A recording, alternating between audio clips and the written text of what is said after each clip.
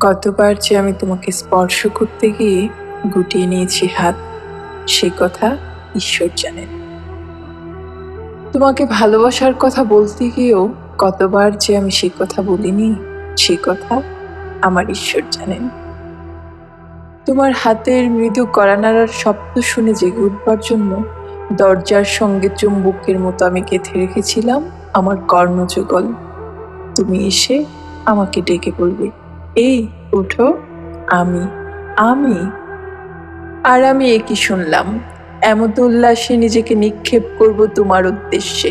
কতবার যে এরকম একটি দৃশ্যের কথা আমি মনে মনে কল্পনা করেছি, সে কথা আমার ঈশ্বর জানেন। আমার চুল পেকেছে তোমার জন্য, আমার গায়ে জ্বর এসেছে তোমার জন্য। আমার ঈশ্বর জানেন আমার মৃত্যু হবে তোমার জন্য। তারপর অনেক দিন পর একদিন তুমিও জানবে আমি জন্মেছিলাম তোমার জন্য, শুধু তোমার জন্য।